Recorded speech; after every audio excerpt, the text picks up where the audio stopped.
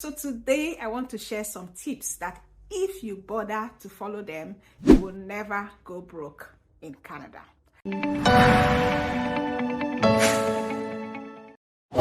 Hi, thank you so much for dropping by my channel to hear what I have to say.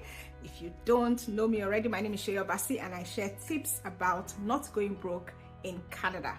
So today I want to share some tips that if you bother to follow them, you will never go broke in Canada.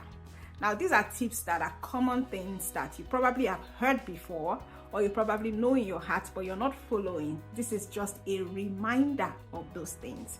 And they're simple. They are things that, some people who are doing well in Canada have followed. Now, if you listen to some people in Canada, you hear them saying broke at the end of the month, they don't have enough money to save. Even when you tell people about having an emergency fund or saving money, they're like, at the end of the month, they don't have anything to save.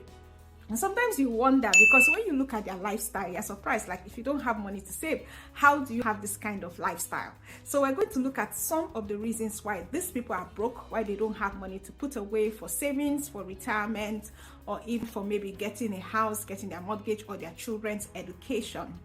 Now that I talk about children's education, it is sad that a lot of parents are receiving payments for their children from the government, but instead of saving this money for the children, or at least using it towards an education fund or an RASP, which is a registered education plan that you can open up for your children for post-secondary education, a lot of them use these monies for groceries, they use the monies for themselves, and they don't get to save these monies for the children, which is rather sad. Because think about it, those monies are for them. You should use it to open a registered education savings plan for them. Now, today we're not talking about the RASP, but this is a topic that I am willing to talk about in details if you want me to talk about it. So if you do, just leave a comment below, and if I see enough people who want to know about RASP and how you can put away monies for your children and have the government match you dollar for dollar, then I'll talk about it next. So let's move on to it. So people are trying to keep up with the Joneses. Now you see new immigrants in Canada who come and meet people who've been here, 5, 10, 15 years, who probably live in a big house, drive a big car, and you feel intimidated. Why should you do that? And because these people feel intimidated and they want to keep up with the Joneses, they want to go to church and also park own cars, let people also wow over them. They want to live in those same kind of houses, wear luxury clothes and all that. They start living beyond their means. Oh God, you will be surprised at the amount of people who actually live beyond their means. First of all, they live in houses that they cannot afford the rent. They buy cars that is beyond their means. They want to wear luxury clothes like every other person, and they are putting themselves in debt every single month. They don't have monies at the end of the month and that leads me to the credit card issue that a lot of people have. So a lot of people are digging credit card holes for themselves, so to speak, and they are digging it deeper and deeper because they are eating into their credit in order to keep up the lifestyle that the Joneses are having that they want to match. Now, lucky enough, in Canada, you can buy lots of things on credit. Oh my goodness, even groceries, everything here. You're given a credit card, you walk into Walmart, you're given a credit card, you walk into a store, they tell you, do you want to buy on credit? So apparently you can buy anything on credit. You don't have to pay cash then. So a lot of people get all this number of credit cards and they start spending on them. And then if you don't pay up at the end of the month, you get charged credit interest, or you get charged interest payments by the credit card companies. So because you haven't paid at the end of the month, you probably paid the minimum amount, your credit card balances keep rising.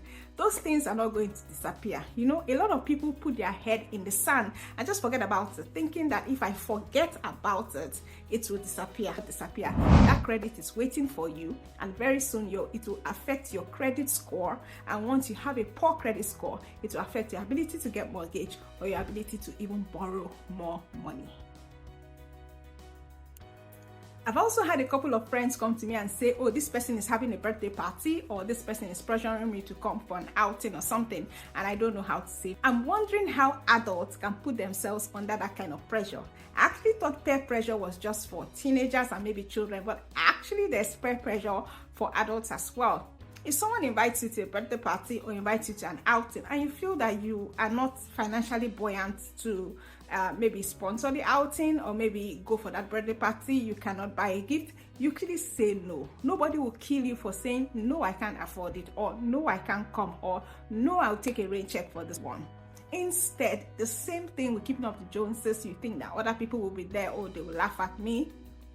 You find yourself, getting another purchase on credit, which is adding to the current credit that you have, and your debt continues to grow, which is not the situation that you want to be in.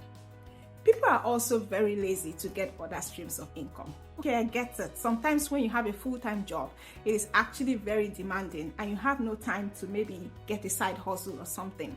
But a lot of people who are financially free in Canada started with a side hustle. So maybe they had a job, they started doing something on the side, like maybe Uber driving, skip the dishes, anything. Yeah, there are lots of things that people can do on the side. There are lots of skills you can get. This is also one video I want to talk about, skills that you must get before you immigrate to Canada, and these are skills you can also get even if you're in Canada. I'll talk about that in another video. If you want to see that video, please let me know in the comment section that you want to know about those skills. Now, some of these skills pay so much money why a lot more people do not have these skills, because these skills pay so much.